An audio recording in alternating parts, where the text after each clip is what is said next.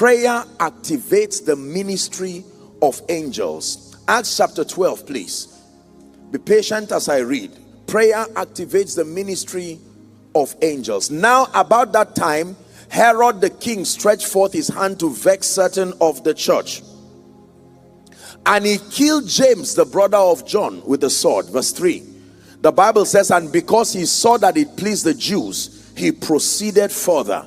I think I've taught it in this church that every time the devil strikes and you are silent and you take it casual, he proceeds further.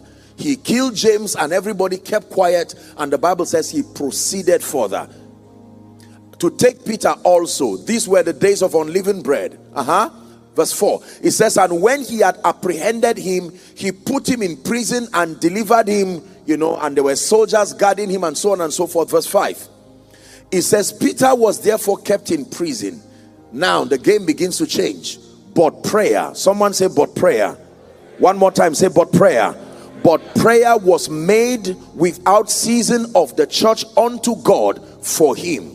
Verse 6, the Bible says, when Herod would have brought him forth, the same night Peter was sleeping between two soldiers, bound with two chains. Look at the response to prayer now. And the keepers before the door who kept the prison. Verse 7, it says, behold, in response to prayer, the angel of the Lord came upon him, and a light shined in the prison, and he smote Peter on the side and raised him up, saying, arise up quickly. And the chains fell from his hand.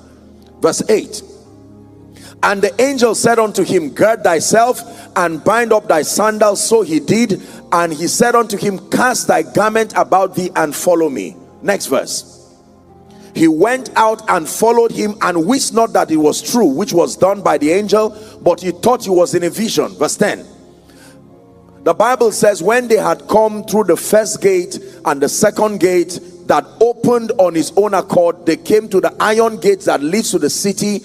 And when the angel brought him to the city, the angel departed from him. We're still reading verse 11 now. It says, when Peter was come to himself, listen, he said, now I know of a surety that the Lord had sent his angel on account of the prayer of the saints, and had delivered me out of the hand of Herod, and delivered me from the expectation of the people. Pause here for a minute. Can you see that he was delivered from the hand of Herod, but he was also delivered from expectations? In the place of prayer, you can be delivered from expectations, ill wishes that have not yet manifested. You can abort it in the spirit.